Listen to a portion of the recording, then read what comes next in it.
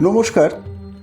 সাহিত্যের মণিমাণিক্যগুলি অনুষ্ঠানে গল্প বলার কথক ঠাকুর অডিও বুক ইউটিউব চ্যানেলে ধারাবাহিকভাবে শুনছেন আমাদের প্রাণের লেখক বিভূতিভূষণ বন্দ্যোপাধ্যায় রচিত রোমাঞ্চকর উপন্যাস চাঁদের পাহাড়। আজ শুনবেন চতুর্থ তথা শেষ পর্ব।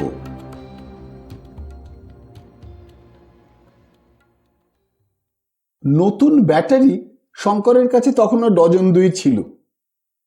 গুহার মধ্যে ঢুকে শঙ্কর টর্চ জেলে দেখলে গুহাটা ছোট, মেঝেটাতে ছোট ছোট পাথর ছড়ানো, বেশ একটা ছোটখাটো ঘরের মতো।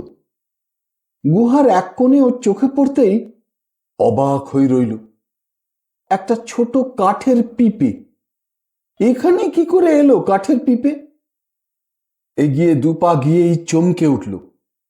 গুহার দেওয়ালের ধার ঘেঁষে শায়িত অবস্থায় একটা সাদা নরকঙ্কাল, তার মুন্ডুটা দেওয়ালের দিকে ফেরানো।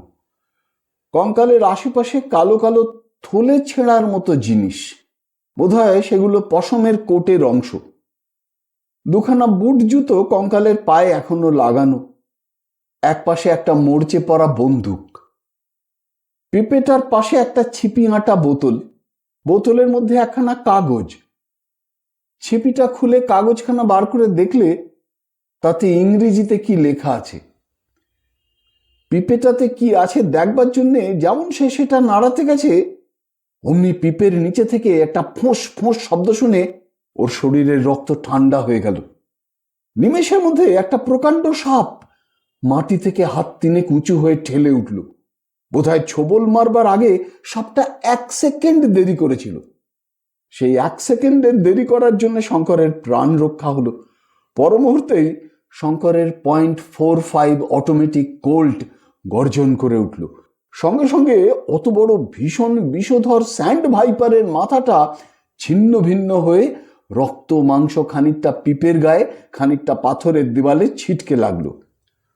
আলভারেজোকে শিখিয়েছিল পথে সর্বদা হাতিয়ার তৈরি রাখবে। এ উপদেশ অনেকবার তার প্রাণ বাঁচিয়েছে। অদ্ভুত পরিত্রাণ সব দিক থেকে। পিপেটা পরীক্ষা করতে গিয়ে দেখা গেল সেটাতে অল্প একটু জল তখনও আছে। খুব কালো শিউ গোলার মতো রং বটে, তবুও জল।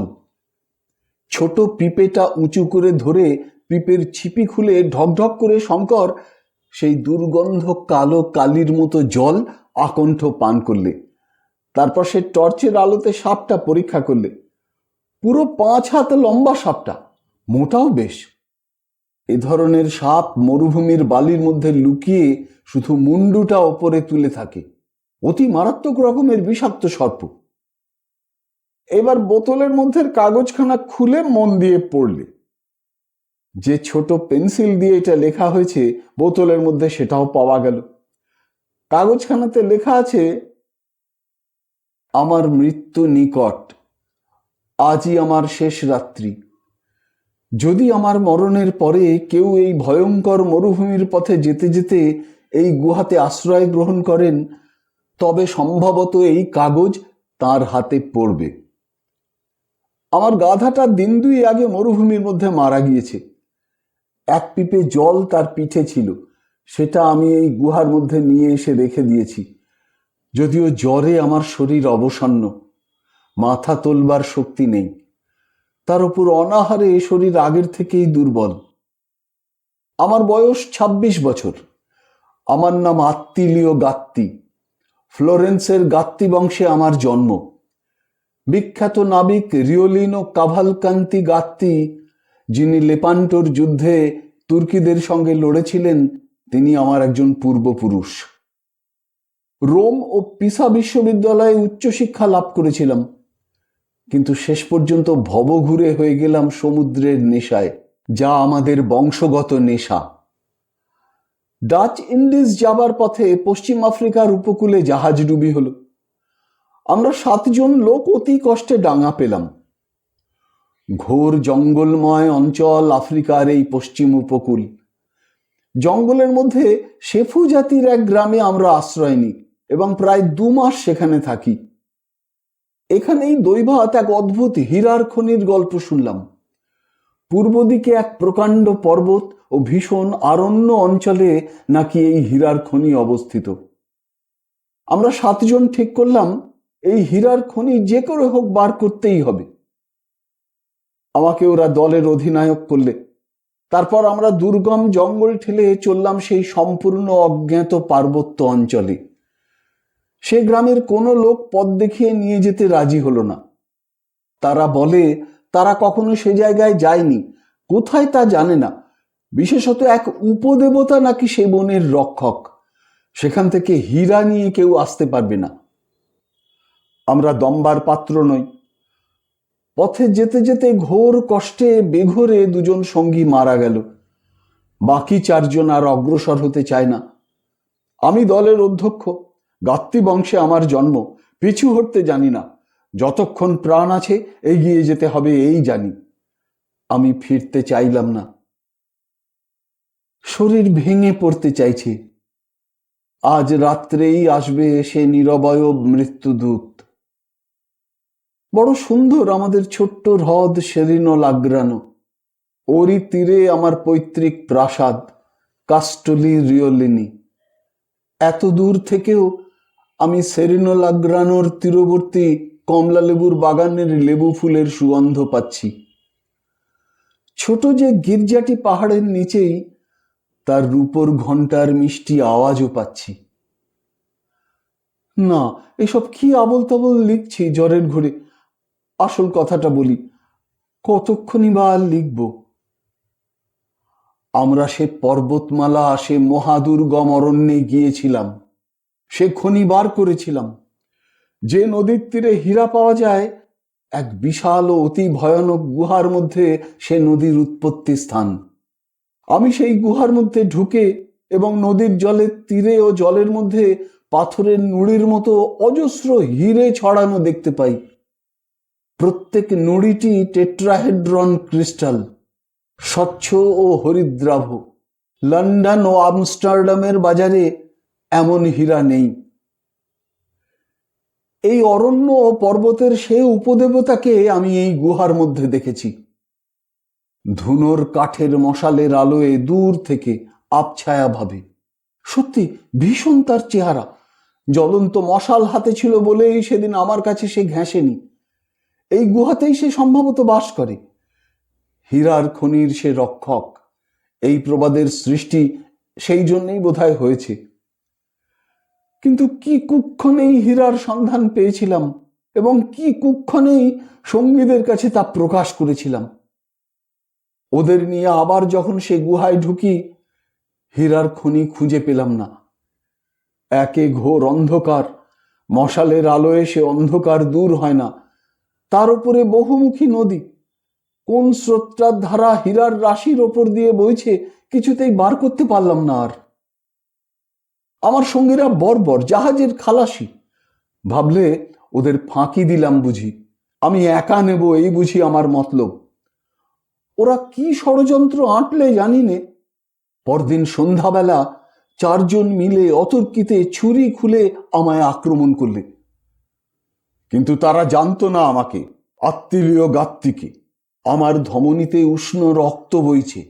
আমার পূর্বপুরুষ রিওলিনি কাভালকান্তি গাত্তির, যিনি লেপান্টোর যুদ্ধে ওরকম বহু বর্বরকে নরকে পাঠিয়েছিলেন। সান্টা ক্যাটালিনার সামরিক বিদ্যালয়ে যখন আমি ছাত্র, আমাদের অঞ্চলের শ্রেষ্ঠ ফেন্সার অ্যান্টোনিও ড্রেফুসকে ছোড়ার ডুয়েলে জখম করি আমি। আমার ছোড়ার আঘাতে ওরা 2 জন মরে গেল। 2 জন সাংঘাতিক ঘায়েল হলো। নিজেও আমি চোট পেলাম ওদের হাতে। আহত বদমাইশ দুটো সেই রাত্রেই ভবলীলা সাঙ্গ করলে। ভেবে দেখলাম এখন এই গুহার গোলক ধাঁধার ভেতর খনি খুঁজে হয়তো বার করতে পারবো না। তাছাড়া আমি সাংঘাতিক আহত, আমায় সভ্য জগতে পৌঁছতেই হবে। পূর্ব দিকের পথে ডাচ উপনিবেশে পৌঁছবো বলে রওনা হয়েছিলুম, কিন্তু এ পর্যন্ত এসে আর অগ্রসর হতে পারলুম না। ওরা তলপেটে ছুরি মেরেছে। সেই ক্ষতস্থান উঠল বিষিয়ে, সেই সঙ্গে জ্বর। মানুষের কি লোভ তাই ভাবি। কেন ওরা আমাকে মারলে? ওরা আমার সঙ্গী, একবারও তো ওদের ফাঁকি দেওয়ার কথা আমার মনে আসেনি। জগতের সর্বশ্রেষ্ঠ হীরকখনির মালিক আমি, কারণ নিজের প্রাণ বিপন্ন করে তা আমি আবিষ্কার করেছি। যিনি আমার এ লেখা পড়ে বুঝতে পারবেন তিনি নিশ্চয়ই সভ্য মানুষ ও খ্রিস্টান। তার প্রতি আমার অনুরোধ, আমাকে তিনি যেন খ্রিস্টানের উপযুক্ত কবর দেন। এই অনুগ্রহের বদলে ওই খনির সত্ত্ব আমি তাকে দিলাম।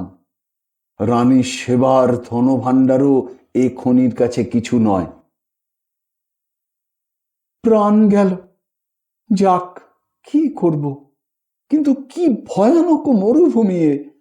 একটা ঝিঁঝি পোকার ডাক পর্যন্ত নেই কোনো দিকে। এমন সব জায়গাও থাকে পৃথিবীতে। আমার আজ কেবলই মনে হচ্ছে পপলার ঘেরা সেরেনো লাগ্রানো হ্রদ আর দেখব না। তার ধারে যে 14 শতাব্দীর গির্জাটা, তার সেই বড় রূপোর ঘণ্টার পবিত্র ধ্বনি, পাহাড়ের ওপরে আমাদের যে প্রাচীন প্রাসাদ কাস্টলি রিওলিনি মোরদের দুর্গের মতো দেখায়। দূরে আম্ব্রিয়ার সবুজ মাঠ ও দ্রাক্ষা ক্ষেত্রের মধ্য দিয়ে ছোট্ট ডোরা নদী বয়ে যাচ্ছে। যাক, আবার কি প্রলাপ বকছি। গুহার দুয়ারে বসে আকাশের অগণিত তারা প্রাণ ভরে দেখছি শেষবারের জন্যে। সাধু ফ্রাঙ্কোর সেই সৌর স্তোত্র মনে পড়ছে। স্তুত হন প্রভু মোর, পবন সঞ্চার তরে, স্থির বায়ু তরে, ভগিনী মেদিনী তরে, নীল মেঘ তরে, আকাশের তরে, তারকা সমূহ তরে, সুদিন কুদিন তরে, দেহের মরণ তরে। আর একটা কথা, আমার 2 পায়ের জুতোর মধ্যে 5খানা বড় হীরা লুকোনো আছে। তোমায় তা দিলাম, হে অজানা পথিক বন্ধু। আমার শেষ অনুরোধটি ভুলো না। জননী মেরি তোমার মঙ্গল করুন। কমান্ডার আত্তিলিও গাত্তি, 1880 সাল, সম্ভবত মার্চ মাস। হতভাগ্য যুবক, তার মৃত্যুর পরে সুদীর্ঘ 30 বৎসর চলে গিয়েছে। এই 30 বৎসরের মধ্যে এ পথে হয়তো কেউ যায়নি, গেলেও গুহাটার মধ্যে ঢোকেনি। এতকাল পরে তার চিঠিখানা মানুষের হাতে পড়ল। আশ্চর্য এই যে কাঠের পিপেটাতে 30 বছর পরেও জল ছিল কি করে। কিন্তু কাগজখানা পড়েই শঙ্করের মনে হলো এই লেখায় বর্ণিত ওইটাই সেই গুহা, সে নিজে যেখানে পথ হারিয়ে মারা যেতে বসেছিল। তারপরে সে কৌতূহলের সঙ্গে কঙ্কালের পায়ের জুতো টান দিয়ে খসাতেই 5খানা বড় বড় পাথর বেরিয়ে পড়ল। এ অবিকল সেই পাথরের নুড়ির মতো, যা এক পকেটে কুড়িয়ে অন্ধকারে গুহার মধ্যে সে পথে চিহ্ন করেছিল এবং যার 1খানা মাত্র তার কাছে রয়েছে। এই পাথরের নুড়ি তো রাশি রাশি সে দেখেছে গুহার মধ্যে সেই অন্ধকারময়ী নদীর জলস্রোতের নিচে, তার 2 তীরে। কে জানতো যে হীরার খনি খুঁজতে সে ও আলভারেজ 7 সমুদ্র 13 নদীর পার হয়ে এসে 6 মাস ধরে রিক্টার্সভেল্ড পার্বত্য অঞ্চলে ঘুরে ঘুরে হয়রান হয়ে গিয়েছে। এমন সম্পূর্ণ অপ্রত্যাশিতভাবে সে সেখানে গিয়ে পড়বে। হীরা যে এমন রাশি রাশি পড়ে থাকে পাথরের নুড়ির মতো, তাই বা কে ভেবেছিল? আগে সব জানা থাকলে পাথরের নুড়ি সে 2 পকেট ভরে কুড়িয়ে বাইরে নিয়ে আসতো। কিন্তু তার চেয়েও খারাপ কাজ হয়ে গিয়েছে যে সে রত্নখনির গুহা যে কোথায়, কোন দিকে, তার কোনো নকশা করে আনেনি বা সেখানে কোনো চিহ্ন রেখে আসেনি, যাতে আবার তাকে খুঁজে নেওয়া যেতে পারে। সেই সুবিস্তীর্ণ পর্বত ও অরণ্য অঞ্চলের কোন জায়গায় সেই গুহাটা দৈবাৎ সে দেখেছিল, তা কি তার ঠিক আছে, না ভবিষ্যতে সে আবার সে জায়গা বার করতে পারবে? এ যুবকও তো কোনো নকশা করেনি। কিন্তু এ সাংঘাতিক আহত হয়েছিল রত্নখনি আবিষ্কার করার পরেই। এর ভুল হওয়া খুব স্বাভাবিক। হয়তো এ যা বার করতে পারত নকশা না দেখে, সে তা পারবে না। হঠাৎ আলভারেজের মৃত্যুর পূর্বের কথা শঙ্করের মনে পড়ল। সে বলেছিল, চলো যাই শঙ্কর, গুহার মধ্যে রাজার ভাণ্ডার লুকোনো আছে। তুমি দেখতে পাচ্ছ না, আমি দেখতে পাচ্ছি। শঙ্কর তারপরে গুহার মধ্যেই নরকঙ্কালটা সমাধিস্থ করলে। পিপেটা ভেঙে ফেলে তারই দুখানা কাঠে মরচে পড়া পেরেক ঠুকে ক্রুশ তৈরি করলে ও সমাধির উপর সেই ক্রুশটা পুঁতলে। এছাড়া খ্রিস্ট ধর্মাচারীকে সমাধিস্থ করবার অন্য কোনো রীতি তার জানা নেই। তারপরে সে ভগবানের কাছে প্রার্থনা করলে এই মৃত যুবকের আত্মার শান্তির জন্যে। এসব শেষ করতে সারাটা দিন কেটে গেল। রাত্রে বিশ্রাম করে পরদিন আবার সে রওনা হলো। কঙ্কালের চিঠিখানা ও হীরাগুলি যত্ন করে সঙ্গে নিল। তবে তার মনে হয় ও অভিশপ্ত হীরার খনির সন্ধানে যে গিয়েছে সে আর ফেরেনি। আত্মীয় গাত্মীয় তার সঙ্গীরা মরেছে, জিম কার্টার মরেছে, আলভারেজ মরেছে। এর আগেই বা কত লোকে মরেছে তার ঠিক কি? এইবার তার পালা। এই মরুভূমিতেই তার শেষ, এই বীর ইটালিয়ান যুবকের মতো। দুপুরের রোদে যখন দিকে দিগন্তে আগুন জ্বলে উঠল, একটা ছোট্ট পাথরের ঢিবির আড়ালে সে আশ্রয় নিলে। 135 ডিগ্রি উত্তাপ উঠেছে তাপমান যন্ত্রে। রক্ত মাংসের মানুষের পক্ষে এ উত্তাপে পথ হাঁটা চলে না।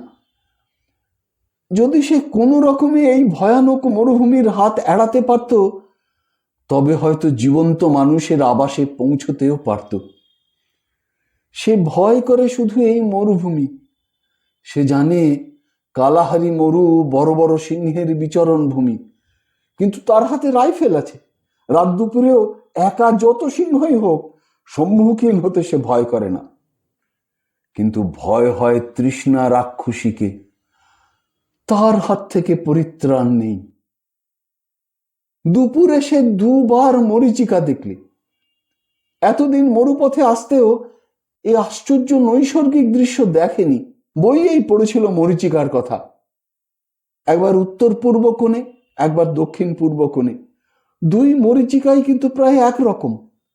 অর্থাৎ একটা বড় গম্বুজওয়ালা মসজিদ বা গির্জা, চারিপাশে খরজুর কুঞ্জ, সামনে বিস্তৃত জলাশয়। উত্তর পূর্ব কোণের মরীচিকাটা বেশি স্পষ্ট। সন্ধ্যার দিকে দূর দিগন্তে মেঘমালার মতো পর্বতমালা দেখা গেল। শঙ্কর নিজের চোখে বিশ্বাস করতে পারলেন না। পূর্ব দিকে একটাই মাত্র বড় পর্বত এখান থেকে দেখা যাওয়া সম্ভব। দক্ষিণে রোডেশিয়ার প্রান্তবর্তী চিমানিমানি পর্বতমালা। তাহলে কি বুঝতে হবে যে সে বিশাল কালাহারি পদব্রজে পার হয়ে প্রায় শেষ করতে চলেছে? না, ও মরীচিকা। কিন্তু রাত 10টা পর্যন্ত পথ চলেও জ্যোৎস্না রাত্রে সে দূর পর্বতের সীমারেখা তেমনি স্পষ্ট দেখতে পেল। অসংখ্য ধন্যবাদ হে ভগবান, মরীচিকা নয়। তবে জ্যোৎস্না রাত্রে কেউ কখনো মরীচিকা দেখেনি। তবে কি প্রাণের আশা আছে? আজ পৃথিবীর বৃহত্তম রত্নখনির মালিক সে। নিজের পরিশ্রমে ও দুঃসাহসের বলে সে তার সত্য অর্জন করেছে। দরিদ্র বাংলা মায়ের বুকে সে যদি আজ বেঁচে ফেরে। দুদিনের দিন বিকেলে সে এসে পর্বতের নিচে পৌঁছল। তখন সে দেখলে পর্বত পার হওয়া ছাড়া ওপারে যাওয়ার কোনো সহজ উপায় নেই। নইলে 25 মাইল মরুভূমিতে পাড়ি দিয়ে পর্বতের দক্ষিণ প্রান্ত ঘুরে আসতে হবে। মরুভূমির মধ্যে সে আর কিছুতেই যেতে রাজি নয়। সে পাহাড় পার হয়েই যাবে। এইখানে সে একটা প্রকাণ্ড ভুল করলে।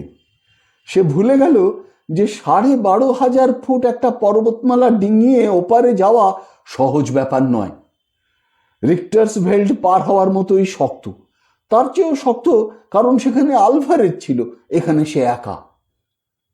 শঙ্কর ব্যাপারের গুরুত্বটা বুঝতে পারল না, ফলে চিমানিমানি পর্বত উত্তীর্ণ হতে গিয়ে প্রাণ হারাতে বসল। ভীষণ প্রজ্বলন্ত কালাহারি পার হতে গিয়েও সে অমনভাবে নিশ্চিত মৃত্যুর সম্মুখীন হয়নি। চিমানিমানি পর্বতের জঙ্গল খুব বেশি ঘন নয়। শঙ্কর প্রথম দিন অনেকটা উঠল, তারপর একটা জায়গায় গিয়ে পড়ল, সেখান থেকে কোনো দিকে যাবার উপায় নেই। কোন পথটা দিয়ে উঠেছিল সেটাও আর খুঁজে পেলে না। তার মনে হলো সে সমতল ভূমির যে জায়গা দিয়ে উঠেছিল তার 30 ডিগ্রি দক্ষিণে চলে এসেছে। কেন যে এমন হলো এর কারণ কিছুতেই সে বার করতে পারলে না। কোথা দিয়ে কোথায় চলে গেল, কখনো উঠছে কখনো নামছে, সূর্য দেখে দিক ঠিক করে নিচ্ছে, কিন্তু 7-8 মাইল পাহাড় উত্তীর্ণ হতে এত দিন লাগছে কেন? তৃতীয় দিনে আর একটা নতুন বিপদ ঘটল। তার আগের দিন একখানা আলগা পাথর গড়িয়ে তার পায়ে চোট লেগেছিল, তখন তত কিছু হয়নি। পরদিন সকালে আর সে শয্যা ছেড়ে উঠতে পারে না। হাঁটু ফুলেছে, বেদনাও খুব। দুর্গম পথে নামা ওঠা করা এ অবস্থায় অসম্ভব। পাহাড়ের একটা ঝর্ণা থেকে উঠবার সময় জল সংগ্রহ করে এনেছিল, তাই একটু একটু করে খেয়ে চালাচ্ছে। পায়ের বেদনা কমে না যাওয়া পর্যন্ত তাকে এখানেই অপেক্ষা করতে হবে, বেশি দূর যাওয়া চলবে না। সামান্য একটু আধটু চলাফেরা করতেই হবে খাদ্য ও জলের চেষ্টায়। ভাগ্যে পাহাড়ের এই স্থানটা যেন খানিকটা সমতল ভূমির মতো, তাই রক্ষে। তাই এই সব অবস্থায় এই মনুষ্যবাসহীন পাহাড়ে বিপদ তো পদে পদেই। একা এ পাহাড় টপকাতে গেলে যে কোনো ইউরোপীয় পর্যটকেরও ঠিক এই রকম বিপদ ঘটতে পারত। শঙ্কর আর পারে না। ওর হৃৎপিণ্ডে কি একটা রোগ হয়েছে, একটু হাঁটলেই ধড়াস ধড়াস করে হৃৎপিণ্ডটা পাঁজরায় ধাক্কা মারে। অমানুষিক পথশ্রমে, দুর্ভাবনায়, অখাদ্য কুখাদ্য খেয়ে, কখনো বা অনাহারের কষ্টে ওর শরীরে কিছু নেই। 4 দিনের দিন সন্ধেবেলায় অবসন্ন দেহে এসে একটা গাছের তলায় আশ্রয় নিলে। খাদ্য নেই কাল থেকে, রাইফেল সঙ্গে আছে, কিন্তু একটা বন্য জন্তুর দেখা নেই। দুপুরে একটা হরিণকে চড়তে দেখে ভরসা হয়েছিল, কিন্তু রাইফেলটা তখন ছিল 50 গজ তফাতে একটা গাছে ঠেস দেওয়া। আনতে গিয়ে হরিণটা পালিয়ে গেল। জল খুব সামান্যই আছে, চামড়ার বোতলে। এ অবস্থায় নেমে এসে ঝর্ণা থেকে জল আনবেই বা কি করে? হাঁটুটা আরো ফুলেছে, বেদনা এত বেশি যে একটু চলাফেরা করলেই মাথার শির পর্যন্ত ছিঁড়ে পড়ে যন্ত্রণায়। পরিষ্কার আকাশতলে আর্দ্রতা শূন্য বায়ুমণ্ডলের গুণে অনেক দূর পর্যন্ত স্পষ্ট দেখা যাচ্ছে। দিকচক্রবালে মেঘলা করে ঘিরেছে নীল পর্বতমালা দূরে দূরে। দক্ষিণ পশ্চিমে দিগন্ত বিস্তীর্ণ কালাহারি, দক্ষিণে ওহাওকু হকু পর্বত, তারও অনেক পেছনে মেঘের মতো দৃশ্যমান পল ক্রুগার পর্বতমালা।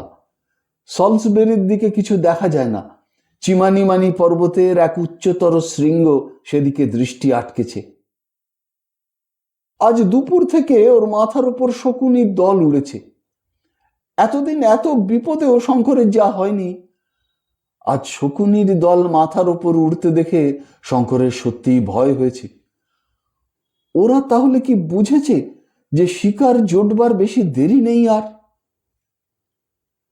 সন্ধ্যার কিছু পরে কি একটা শব্দ শুনে চেয়ে দেখলে পাশের শিলাখণ্ডের আড়ালে একটা ধূসর রঙের নেকড়ে বাঘ। নেকড়ের লম্বা ছুঁচলো কান দুটো খাড়া হয়ে আছে, সাদা সাদা দাঁতের ওপর দিয়ে রাঙা জিভটা অনেকখানি বার হয়ে লক লক করছে। চোখে চোখ পড়তেই সেটা চট করে পাথরের আড়াল থেকে সরে দূরে পালালো। নেকড়ে বাঘটাও তাহলে কি বুঝেছে? পশুরা নাকি অনেক আগে থেকে অনেক কথা জানতে পারে। হাড় ভাঙা শীত পড়ল রাত্রে। ও কিছু কাঠকুটো কুড়িয়ে আগুন জ্বাললে। অগ্নিকুণ্ডের আলোক যতটুকু পড়েছে তার বাইরে ঘন অন্ধকার। কি একটা জন্তু এসে অগ্নিকুণ্ড থেকে কিছু দূরে অন্ধকারে দেহ মিশিয়ে চুপ করে বসল। কোয়োট, বন্য কুকুর জাতীয় জন্তু। ক্রমে আর একটা, আর দুটো, আর তিনটে। রাত বাড়বার সঙ্গে সঙ্গে 10-15টা এসে জমা হলো। অন্ধকারে তার চারিধার ঘিরে নিঃশব্দে অসীম ধৈর্যের সঙ্গে যেন কিসের প্রতীক্ষা করছে। কি সব অমঙ্গলজনক দৃশ্য! ভয় ওর গায়ের রক্ত হিম হয়ে গেল। সত্যিই কি এতদিনে তারও মৃত্যু ঘনিয়ে এসেছে? এতদিন পরে এলো তাহলে? সেও পারলে না আর রিক্টার্সভেল্ড থেকে হিরে নিয়ে পালিয়ে যেতে? ওহ, আজ কত টাকার মালিক সে! হীরের খনি বাদ যাক, তার সঙ্গে যে 6খানা হিরে রয়েছে তার দাম অন্তত 2-3 লক্ষ টাকা নিশ্চয়ই হবে। তার গরিব গ্রামে গরিব বাপ মায়ের বাড়ি যদি এই টাকা নিয়ে গিয়ে উঠতে পারত, কত গরিবের চোখের জল মুছিয়ে দিতে পারত। গ্রামে কত দরিদ্র কুমারীকে বিবাহের যৌতুক দিয়ে ভালো পাত্রে বিবাহ দিত। কত সহায়হীন বৃদ্ধ বৃদ্ধার শেষ দিন কটা নিশ্চিন্ত করে তুলতে পারত। কিন্তু সেসব ভেবে কি হবে? যা হবার নয়। তার চেয়ে এই অপূর্ব রাত্রির নক্ষত্রালোকিত আকাশের শোভা, এই বিশাল পর্বত মরুভূমির নিস্তব্ধ গম্ভীর রূপ, মৃত্যুর আগে শঙ্করও চায় চোখ ভরে দেখতে, সেই ইটালিয়ান যুবক গাত্তির মতো। ওরা যে অদৃষ্টের এক অদৃশ্যতারে গাঁথা সবাই। আত্মিলীয় গাত্তি ও তার সঙ্গীরা, জিম কার্টার, আলভারেজ, সে।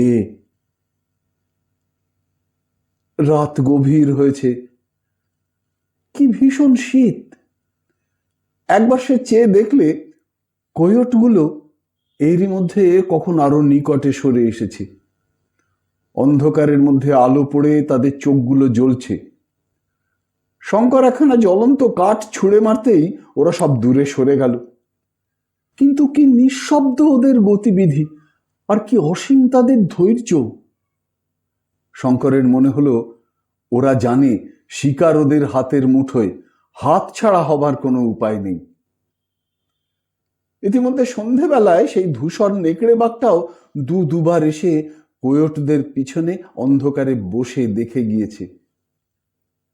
একটুও ঘুমোতে ভরসা হলো না ওর। কি জানি, কোয়োট আর নেকড়ের দল হয়তো তাহলে জীবন্তই তাকে ছিঁড়ে খাবে মৃত মনে করে। অবসন্ন ক্লান্ত দেহে জেগেই বসে থাকতে হবে তাকে। ঘুমে চোখ ঢুলে আসলেও উপায় নেই। মাঝে মাঝে কোয়োটগুলো এগিয়ে এসে বসে ও জ্বলন্ত কাঠ ছুঁড়ে মারতেই সব সরে যায়। 2-একটা হায়নাও এসে ওদের দলে যোগ দিলে। হায়নাদের চোখগুলো অন্ধকারে কি ভীষণ জ্বলছে! কি ভয়ানক অবস্থাতে পড়েছে! জনবিরল বর্বর দেশের জনশূন্য পর্বতের 3500 ফুট ওপরে সে চলত শক্তিহীন অবস্থায় বসে। গভীর রাত, ঘোর অন্ধকার, সামান্য আগুন জ্বলছে। মাথার ওপর জলকণা শূন্য স্তব্ধ বায়ুমণ্ডলের গুণে আকাশের অগণ্য তারা জ্বলজ্বল করছে যেন ইলেকট্রিক আলোর মতো। নিচে তার চারিধার ঘিরে অন্ধকারে মাংসলোলুপ নীরব কোয়োট হায়নার দল। কিন্তু সঙ্গে সঙ্গে তার এটাও মনে হলো বাংলার পাড়াগাঁয়ে ম্যালেরিয়ায় ধুঁকে সে মরছে না। এ মৃত্যু বীরের মৃত্যু। পদব্রজে কালাহারি মরুভূমি পার হয়েছে সে একা। মরে গিয়ে চিমানিমানি পর্বতের শিলায় নাম খুদে রেখে যাবে। সে একজন বিশিষ্ট ভ্রমণকারী ও আবিষ্কারক। অত বড় হীরের খনি সেই তো খুঁজে বার করেছে। আলভারেজ মারা যাবার পরে সেই বিশাল অরণ্য ও পর্বত অঞ্চলের গোলকধাঁধা থেকে সে একাই পার হতে পেরে এত দূরে এসেছে। এখন সে নিরুপায়। অসুস্থ, চলত শক্তি রহিত। তবুও সে জুটছে। ভয় তো পায়নি, সাহস তো হারায়নি। কাপুরুষ ভীরু নয় সে। জীবন মৃত্যু তো অদৃষ্টের খেলা, না বাঁচলে তার দোষ কি? দীর্ঘ রাত্রি কেটে গিয়ে পূব দিকে ফর্সা হলো। সঙ্গে সঙ্গে বন্য জন্তুর দল কোথায় পালালো। বেলা বাড়ছে। আবার নির্মম সূর্য জ্বালিয়ে পুড়িয়ে দিতে শুরু করেছে দিক বিদিক। সঙ্গে সঙ্গে শকুনির দল কোথা থেকে এসে হাজির। কেউ মাথার উপর ঘুরছে, কেউ বা দূরে দূরে গাছের ডালে কি পাথরের ওপরে বসেছে। খুব ধীরভাবে প্রতীক্ষা করছে। ওরা যেন বলছে, কোথায় যাবে বাছাধন? যে কদিন লাফালাফি করবে করে নাও, আমরা বসি, এমন কিছু তাড়াতাড়ি নেই আমাদের। শঙ্করের খিদে নেই, খাবার ইচ্ছেও নেই, তবুও সে গুলি করে একটা শকুনি মারলে। রৌদ্র ভীষণ চড়েছে। আগুন তাতা পাথরের গায়ে পা রাখা যায় না। এ পর্বত মরুভূমির সামিল, খাদ্য এখানে মেলে না, জলও না। সে মরা শকুনিটা নিয়ে আগুন জেলে ঝলসাতে বসলো। এর আগে মরুভূমির মধ্যেও সে শকুনির মাংস খেয়েছে। এরাই এখন প্রাণ ধারণের একমাত্র উপায়। আজ ও খাচ্ছে ওদের, কাল ওরা খাবে ওকে। শকুনিগুলো এসে আবার মাথার উপরে জুটেছে। তার নিজের ছায়া পড়েছে পাথরের গায়ে। সে নির্জন স্থানে শঙ্করের উদ্ভ্রান্ত মনে ছায়াটা যেন আর একজন সঙ্গী বলে মনে হলো। বোধহয় ওর মাথা খারাপ হয়ে আসছে, কারণ বেঘোর অবস্থায় ও কতবার নিজের ছায়ার সঙ্গে কথা বলতে লাগলো, কতবার পরক্ষণের সচেতন মুহূর্তে নিজের ভুল বুঝে নিজেকে সামলে নিলে। সে পাগল হয়ে যাচ্ছে নাকি? জ্বর হয়নি তো? তার মাথার মধ্যে ক্রমশ গোলমাল হয়ে যাচ্ছে সব। আলভারেজ, হীরের খনি, পাহাড়, পাহাড়, বালির সমুদ্র, আত্মিলীয় গাত্তি। কাল রাত্রে ঘুম হয়নি, আবার রাত আসছে, সে একটু ঘুমিয়ে নেবে। কিসের শব্দে ওর তন্দ্রা ছুটে গেল। একটা অদ্ভুত ধরনের শব্দ আসছে কোন দিক থেকে, কোনো পরিচিত শব্দের মতো নয়। কিসের শব্দ? কোন দিক থেকে শব্দটা আসছে তাও বোঝা যায় না, কিন্তু ক্রমশ কাছে আসছে সেটা। হঠাৎ আকাশের দিকে শঙ্করের চোখ পড়তেই সে অবাক হয়ে চেয়ে রইল। তার মাথার উপর দিয়ে আকাশের পথে বিকট শব্দ করে একটা জিনিস যাচ্ছে। ওই কি এরোপ্লেন? সে বইয়ে ছবি দেখেছে বটে। এরোপ্লেন যখন ঠিক মাথার উপর এলো, শঙ্কর চিৎকার করলে, কাপড় ওড়ালে, গাছের ডাল ভেঙে নাড়ালে, কিন্তু কিছুতেই পাইলটের দৃষ্টি আকর্ষণ করতে পারলে না। দেখতে দেখতে এরোপ্লেনখানা সুদূরে ভায়োলেট রঙের পল ক্রুগার পর্বতমালার মাথার উপর অদৃশ্য হয়ে গেল। হয়তো আরো এরোপ্লেন যাবে এ পথ দিয়ে। কি আশ্চর্য দেখতে এরোপ্লেন জিনিসটা! ভারতবর্ষে থাকতে সে একখানাও দেখেনি। শঙ্কর ভাবলে, আগুন জ্বালিয়ে কাঁচা ডালপালা দিয়ে সে যথেষ্ট ধোঁয়া করবে। যদি আবার এ পথে যায়, পাইলটের দৃষ্টি আকৃষ্ট হবে ধোঁয়া দেখে। একটা সুবিধে হয়েছে, এরোপ্লেনের বিকট আওয়াজে শকুনির দল কোন দিকে ভেগেছে। সেদিন কাটল। দিন কেটে রাত্রি হবার সঙ্গে সঙ্গে শঙ্করের দুর্ভোগ হলো শুরু। আবার গত রাত্রির পুনরাবৃত্তি। সেই কোর্টের দল আবার এলো। আগুনের চারিধারে তারা আবার তাকে ঘিরে বসল। নেকড়ে বাঘটা সন্ধে না হতেই দূর থেকে একবার দেখে গেল। গভীর রাত্রে আর একবার এলো। কিসে এদের হাত থেকে পরিত্রাণ পাওয়া যায়? আওয়াজ করতে ভরসা হয় না। টোটা মাত্র দুটি বাকি। টোটা ফুরিয়ে গেলে তাকে অনাহারে মরতে হবে। মরতে তো হবেই, তবে দুদিন আগে আর পিছে। যতক্ষণ শ্বাস ততক্ষণ আশ। কিন্তু আওয়াজ তাকে করতেই হলো। গভীর রাত্রে হায়নাগুলো এসে কোয়োটদের সাহস বাড়িয়ে দিলে। তারা আরো এগিয়ে সরে এসে তাকে চারিধার থেকে ঘিরলে। পোড়া কাঠ ছুঁড়ে মারলে আর ভয় পায় না। একবার একটু তন্দ্রা মতো এসেছিল, বসে বসেই ঢুলে পড়েছিল। পর মুহূর্তে সজাগ হয়ে উঠে দেখলে নেকড়ে বাঘটা অন্ধকার থেকে পা টিপে টিপে তার অত্যন্ত কাছে এসে পড়েছে। ওর ভয় হলো হয়তো ওটা ঘাড়ে ঝাঁপিয়ে পড়বে। ভয়ের চোটে একবার গুলি ছুড়লে, আর একবার শেষ রাত্রের দিকে ঠিক এরকমই হলো। কোয়োটগুলোর ধৈর্য অসীম, সেগুলো চুপ করে বসে থাকে মাত্র, কিছু বলে না, কিন্তু নেকড়ে বাঘটা ফাঁক খুঁজছে। রাত ফর্সা হবার সঙ্গে সঙ্গে দুঃস্বপ্নের মতো অন্তর্হিত হয়ে গেল কোয়োট, হায়না ও নেকড়ের দল। সঙ্গে সঙ্গে শঙ্করও আগুনের ধারে শুয়েই ঘুমিয়ে পড়ল। একটা কিসের শব্দে শঙ্করের ঘুম ভেঙে গেল। খানিকটা আগে খুব বড় একটা আওয়াজ হয়েছে কোনো কিছুর।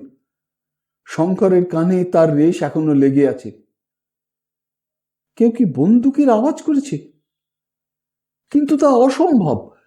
এই দুর্গম পর্বতের পথে কোন মানুষ আসবে? একটি মাত্র টোটা অবশিষ্ট আছে। শঙ্কর ভাগ্যের ওপর নির্ভর করে সেটা খরচ করে একটা আওয়াজ করলে, যা থাকে কপালে, মরেছেই তো। উত্তরে দুবার বন্দুকের আওয়াজ হলো। আনন্দে ও উত্তেজনায় শঙ্কর ভুলে গেল যে তার পা খোঁড়া, ভুলে গেল যে সে একটানা বেশি দূর যেতে পারে না, তার আর টোটা নেই।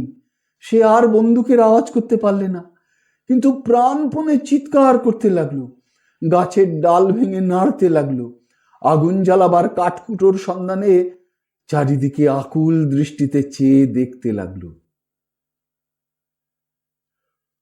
ক্রুগার ন্যাশনাল পার্ক জরিপ করবার দল কিম্বার্লি থেকে কেপটাউন যাবার পথে চিমানিমানি পর্বতের নিচে কালাহারি মরুভূমির উত্তর পূর্ব কোণে তাঁবু ফেলেছিল। সঙ্গে 7খানা ডবল টায়ার ক্যাটারপিলার চাকা বসানো মোটর গাড়ি। এদের দলে নিগ্রো কুলি ও চাকর বাকর বাদে 9 জন ইউরোপীয়। জনচারেক হরিণ শিকার করতে উঠেছিল চিমানিমানি পর্বতের প্রথম ও নিম্নতম থাকটাতে। হঠাৎ জনহীন অরণ্য প্রদেশে সভ্য রাইফেলের আওয়াজে ওরা বিস্মিত হয়ে উঠল, কিন্তু ওদের পুনরায় আওয়াজের প্রত্যুত্তর না পেয়ে ইতস্তত খুঁজতে বেরিয়ে দেখতে পেলে সামনের একটা অপেক্ষাকৃত উচ্চতর চূড়া থেকে এক জীর্ণ ও কঙ্কালসার কোটরগত চক্ষু প্রেত মূর্তি উন্মাদের মতো হাত পা নেড়ে তাদের কি বোঝাবার চেষ্টা করছে। তার পরনে ছিন্ন ভিন্ন অতি মলিন ইউরোপীয় পরিচ্ছদ। ওরা ছুটে গেল।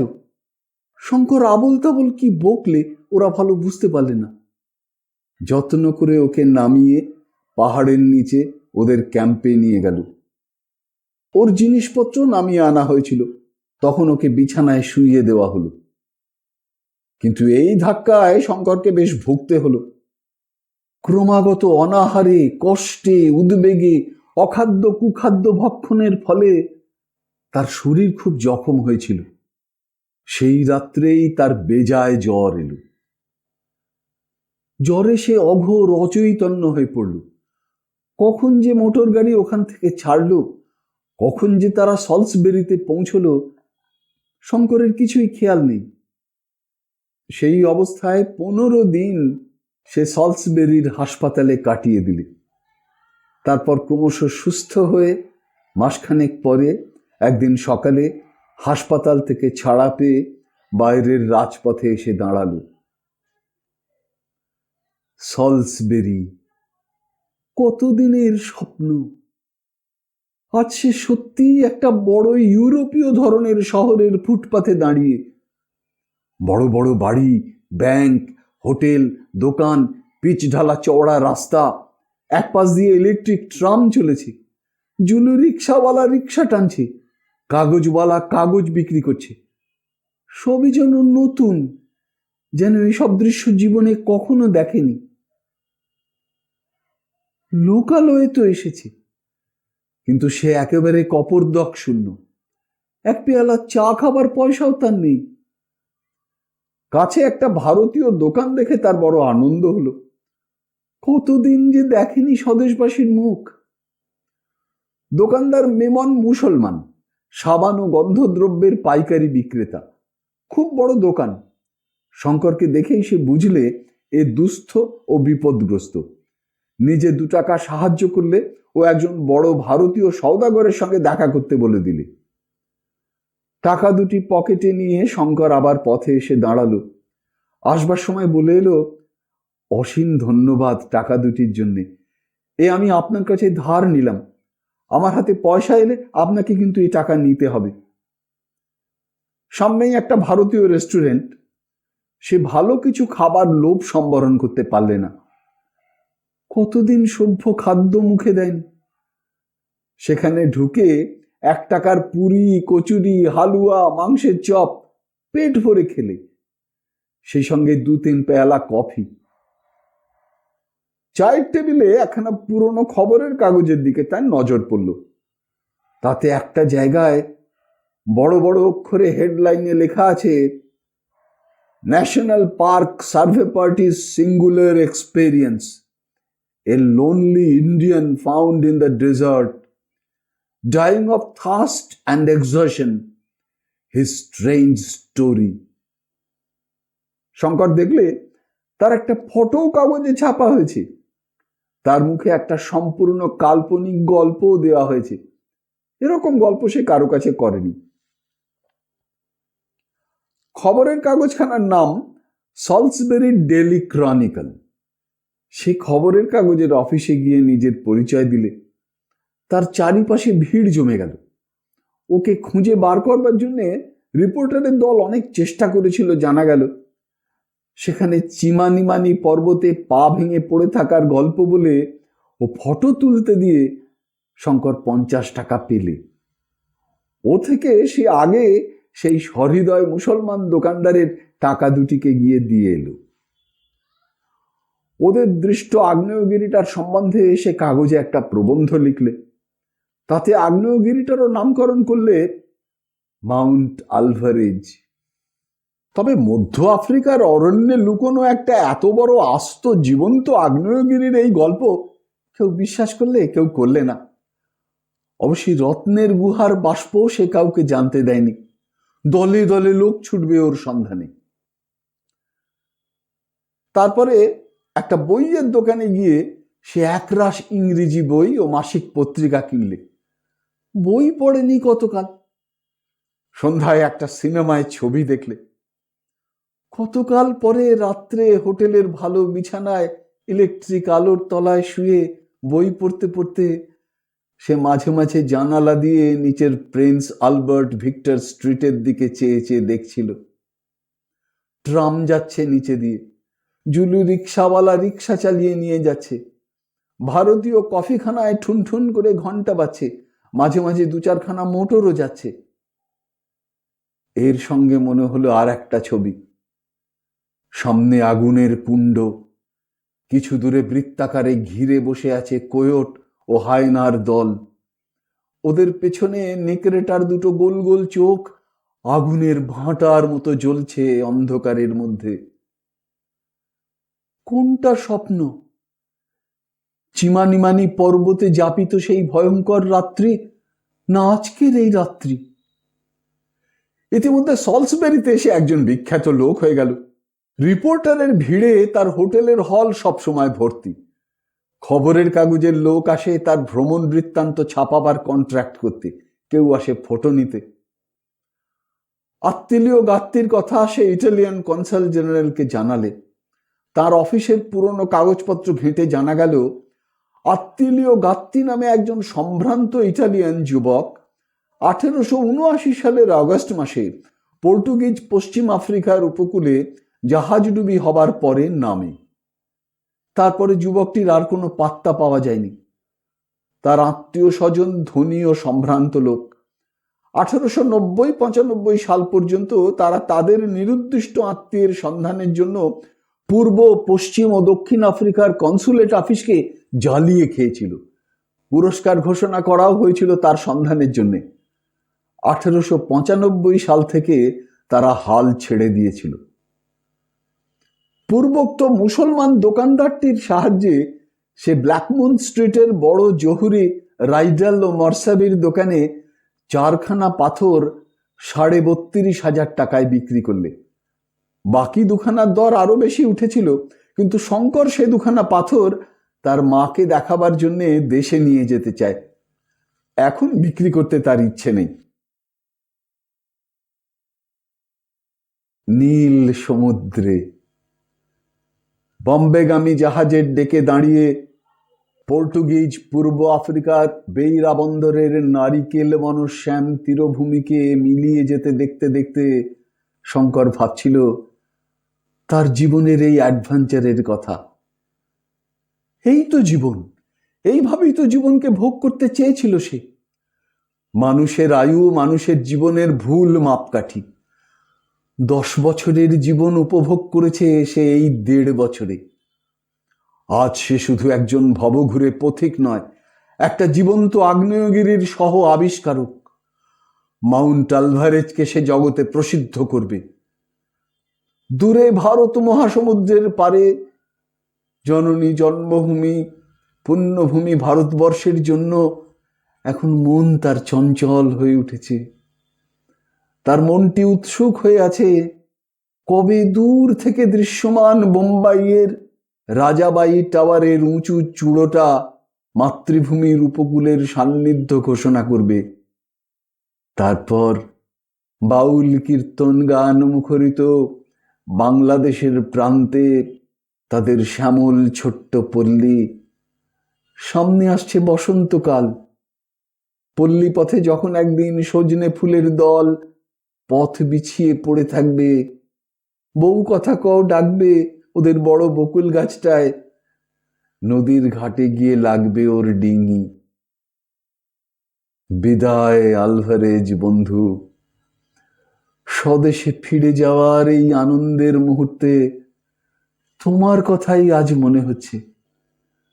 তুমি সেই দলের মানুষ, সারা আকাশ যাদের ঘরের ছাদ, সারা পৃথিবী যাদের পায়ে চলার পথ। আশীর্বাদ করো তোমার মহারণ্যের নির্জন সমাধি থেকে যেন তোমার মতো হতে পারি জীবনে, অমনি সুখ দুঃখ নিষ্পৃহ, অমনি নির্ভীক। বিদায় বন্ধু আত্মীয় গাত্তি। অনেক জন্মের বন্ধু ছিলে তুমি। তোমরা সবাই মিলে শিখিয়েছ চীন দেশে প্রচলিত সেই প্রাচীন ছড়াটির সত্যতা। ছাদের আলসের দিব্যি চৌরস একখানা টালি হয়ে অনড় অবস্থায় সুখে স্বচ্ছন্দে থাকার চেয়ে স্ফটিক প্রস্তর হয়ে ভেঙে যাওয়াও ভালো, ভেঙে যাওয়াও ভালো, ভেঙে যাওয়াও ভালো। আবার তাকে আফ্রিকায় ফিরতে হবে। এখন জন্মভূমির টান বড় টান। জন্মভূমির কূলে এখন সে কিছুদিন কাটাবে, তারপর দেশেই সে কোম্পানি গঠন করবার চেষ্টা করবে। আবার সুদূর রিক্টার্স ভেল্ট পর্বতে ফিরবে রত্নখনির পুনর্বার অনুসন্ধানে। খুঁজে সে বার করবেই। ততদিন বিদায়। সলসবেরিতে থাকতে সে সাউথ রোডেশিয়ান মিউজিয়ামের কিউরেটর প্রসিদ্ধ জীবতত্ত্ববিদ ডক্টর ফিট জেরাল্ডের সঙ্গে দেখা করেছিল, বিশেষ করে বুনিপের কথাটা তাকে বলবার জন্যে। দেশে আসবার কিছুদিন পরে ডক্টর ফিট জেরাল্ডের কাছ থেকে শঙ্কর নিম্নলিখিত পত্রখানা পায়। The South Rhodesian museum, Salisbury, Rhodesia, South Africa, January 12, 1911. Dear Mr. Chaudhary, I am writing this letter to fulfill my promise to you to let you know what I thought about your report of a strange three-toed monster in the wilds of the Richtersveld Mountains. On looking up my files, I find other similar accounts by explorers who had been to the region before you, especially by Sir Robert McCulloch, the famous naturalist, whose report has not yet been published owing to his sudden and untimely death last year. On thinking the matter over, I am inclined to believe that the monster you saw was nothing more than a species of an anthropoid ape closely related to the gorilla, but much bigger in size and more savage than the specimens found in the Ruwenzori and Virunga mountains.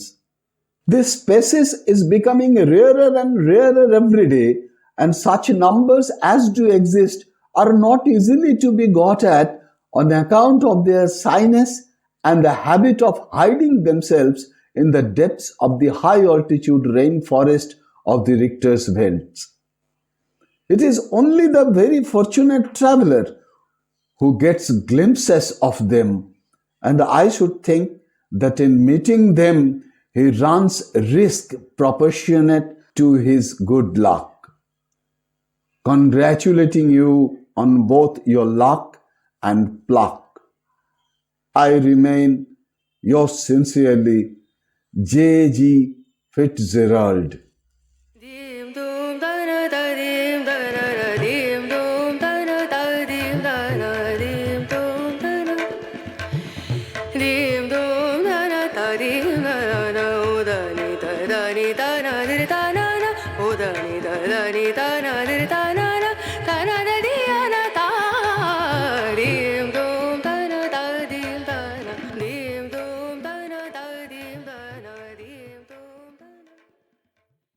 শুনলেন বিভূতিভূষণ বন্দ্যোপাধ্যায় রচিত রোমাঞ্চকর উপন্যাস চাঁদের পাহাড় শেষ পর্ব।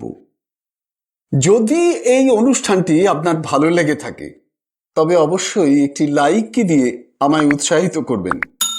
যারা এখনো আমার এই চ্যানেলটিকে সাবস্ক্রাইব করেননি তারা অবশ্যই সাবস্ক্রাইব বোতামটি টিপে চ্যানেলটিকে সাবস্ক্রাইব করে নেবেন এবং ভিডিওর কমেন্ট বক্সে আপনার মূল্যবান মতামত জানিয়ে চ্যানেলটিকে আরও এগিয়ে নিয়ে যেতে আমায় সাহায্য করবেন।